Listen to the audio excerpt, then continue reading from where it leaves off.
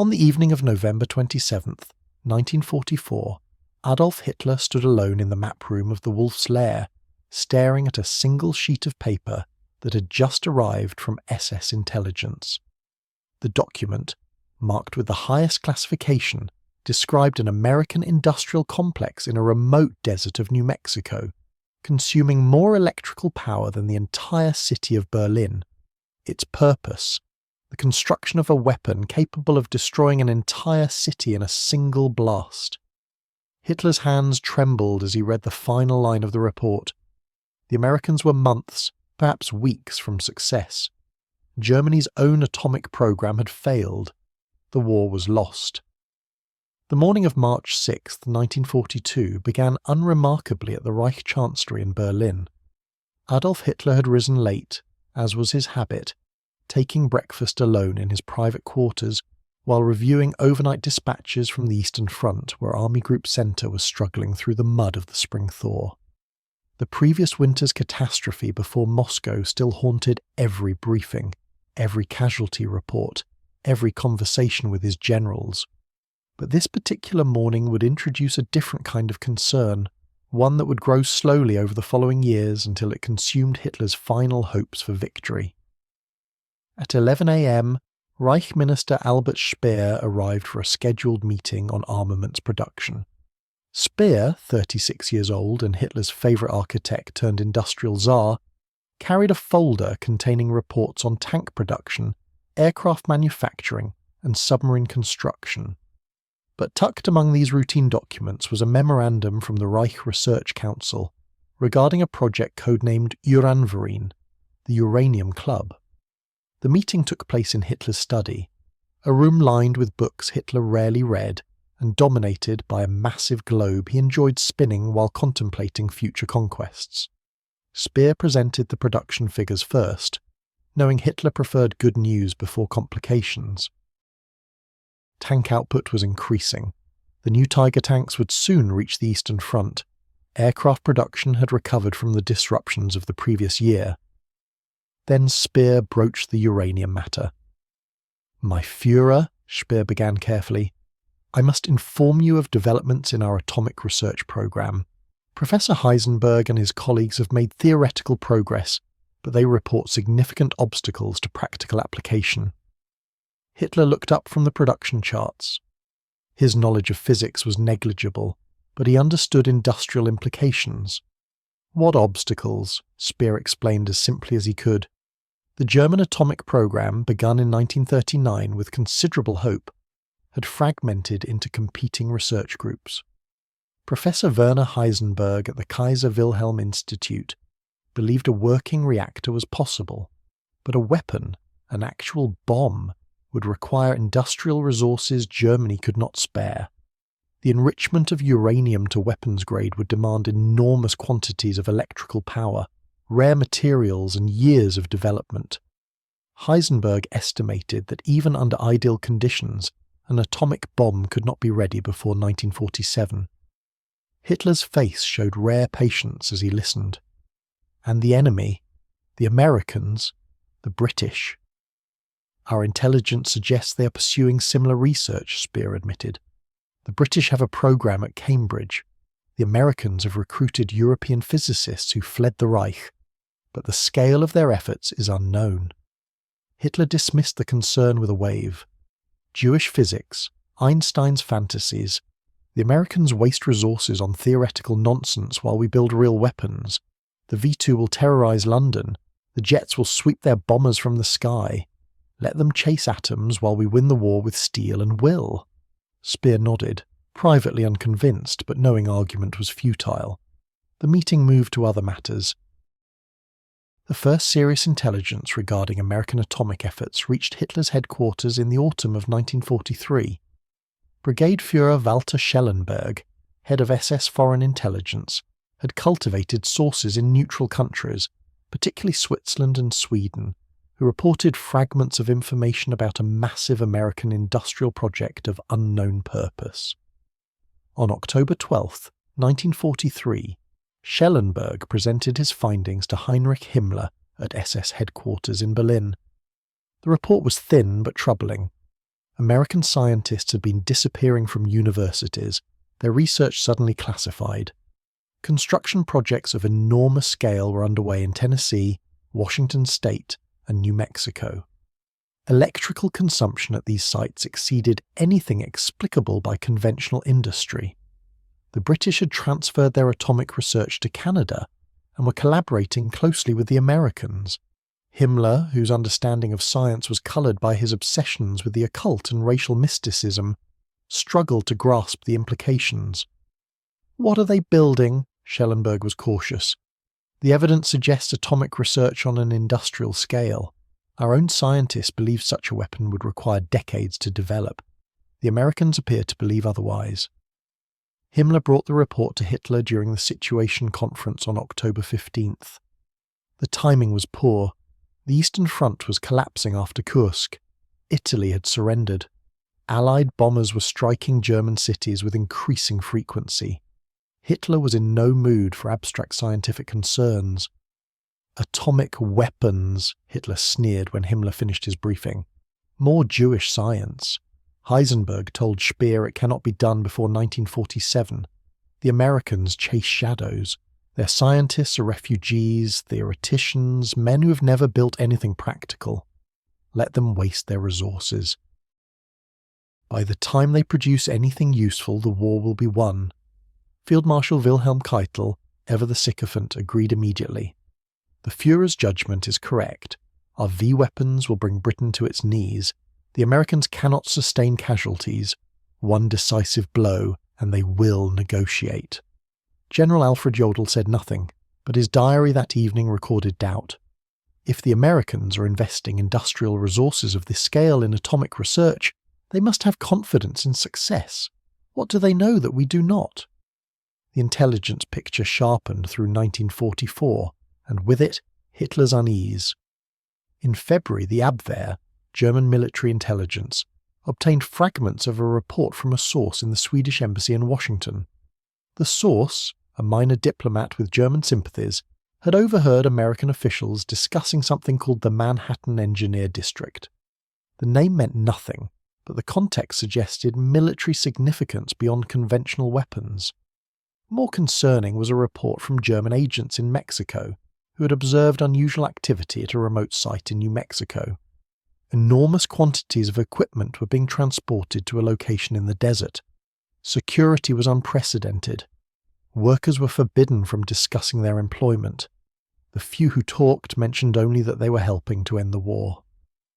By June 1944, as Allied forces landed in Normandy, the fragments began forming a disturbing picture. SS intelligence compiled a comprehensive assessment that reached Hitler's desk on June 23rd, just weeks after D-Day. The report was delivered by Ernst Kaltenbrunner, head of the Reich Main Security Office, during the afternoon situation conference at the Berghof, Hitler's mountain retreat in Bavaria. Present were Keitel, Jodl, Speer, and several staff officers. The mood was grim. The Normandy bridgehead was expanding despite fierce German resistance. The Eastern Front was crumbling under Soviet summer offensives. Kaltenbrunner's report added a new dimension to the strategic despair. "My Führer, our intelligence services have compiled evidence of a major American weapons program that appears to be approaching completion. The project, designated Manhattan, involves at least 3 major industrial facilities employing over 100,000 workers. The purpose is the development of an atomic explosive device." Hitler's face darkened. "Heisenberg assured us this was impossible before the end of the decade," Kaltenbrunner continued carefully. "Our scientists may have underestimated American industrial capacity. The Americans have committed resources equivalent to their entire automobile industry to this single project.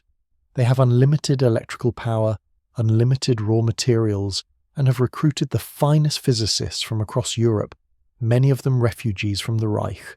Speer interjected, his voice troubled. "If the Americans have solved the industrial problems our scientists identified, they may be only months from a working weapon. The power consumption alone suggests they have achieved uranium enrichment on a massive scale." Hitler stood abruptly, pacing the room with short, agitated steps. His fingers drummed against his thigh, a nervous habit that had grown more pronounced as the war turned against Germany. How powerful? What could such a weapon do? Kaltenbrunner glanced at his notes. Based on theoretical calculations from our own scientists, a single atomic bomb could destroy an entire city. The blast would be equivalent to thousands of tons of conventional explosive. The heat would incinerate everything within kilometers. The radiation would poison the land for years. The room fell silent. Outside, the Alps rose in serene indifference to the implications being discussed. Hitler stopped pacing. His voice, when he spoke, was low and cold.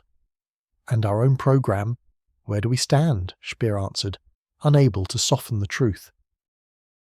"Our reactor experiments continue, but we lack the industrial capacity for weapons production. The Allied bombing has disrupted our heavy water supplies from Norway. Our uranium stocks are limited. Professor Heisenberg believes a German atomic bomb is impossible under current conditions." Hitler's response shocked everyone present. Instead of rage, he showed something closer to resignation, a weariness that seemed to age him years in seconds. "Then we must end the war before they can use such a weapon against us, or find another way." The autumn of 1944 brought confirmation of Hitler's fears. On September 18th, the Alsos mission, a secret Allied operation to capture German nuclear scientists and materials, overran the University of Strasbourg. Documents seized there provided a clear picture of German atomic research, its limitations, its failures, its distance from a working weapon. But the operation also revealed something else. The Allies were far ahead. German intelligence obtained fragments of Allied communications suggesting that the Manhattan Project was nearing completion. Test facilities were being prepared in the New Mexico desert. Production facilities were operating at full capacity. The weapon that German scientists had dismissed as theoretically interesting, but practically impossible, was months from reality. On November 27, 1944, the report that would haunt Hitler's final months arrived at the Wolf's Lair. It came from a German agent in Argentina who had obtained information from American scientists travelling through Buenos Aires. The agent's report was fragmentary but devastating. The Americans had solved the critical problems of uranium enrichment and plutonium production. A test of the weapon was planned for mid-1945. Multiple bombs would be available by summer. The targets under consideration included major German cities. Hitler received the report in his private study at 9 p.m. Present were only Heinz Linger, his valet, and Martin Bormann, his party secretary. The room was overheated as Hitler preferred, the air stale with the smell of medication and exhaustion. Hitler read the report twice, his face expressionless. When he looked up, his eyes showed something his inner circle rarely witnessed: genuine fear. "They will destroy Berlin," he said quietly. "Hamburg, Munich, everything. A single bomber, a single bomb, and a city ceases to exist." Bormann, ever the optimist, attempted reassurance.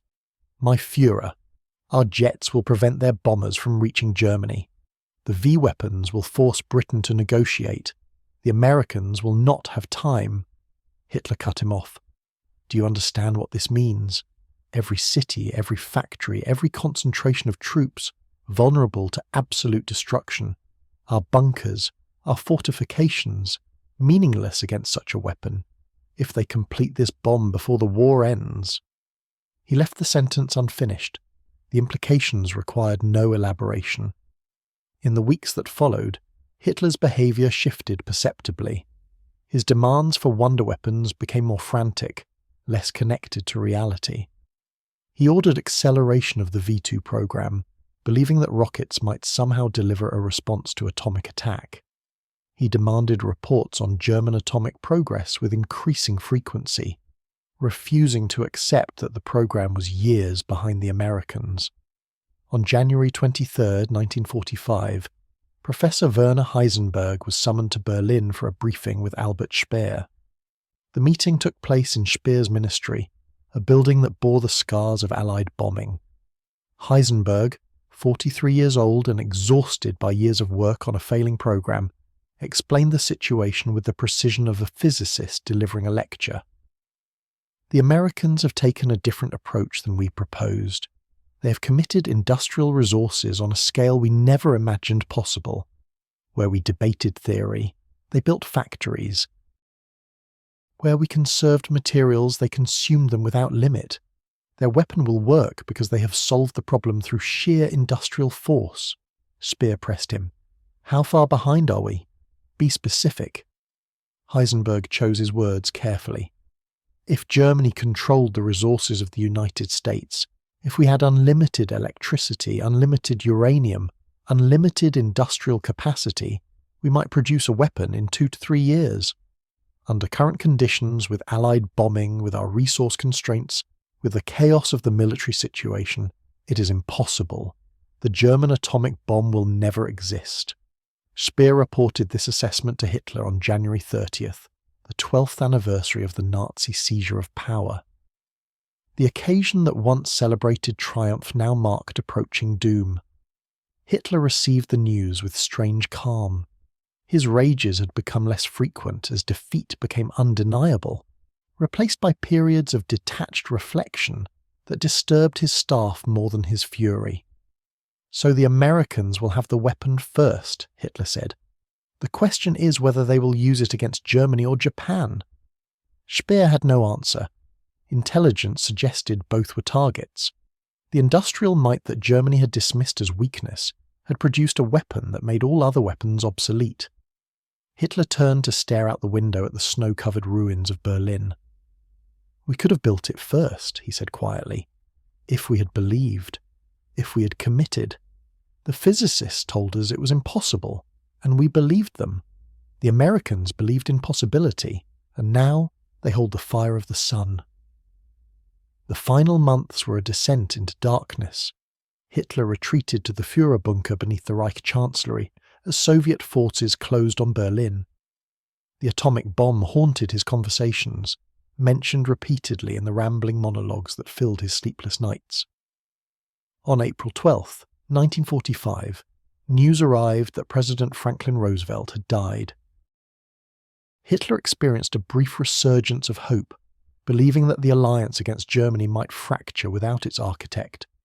But his hopes for the atomic program were gone.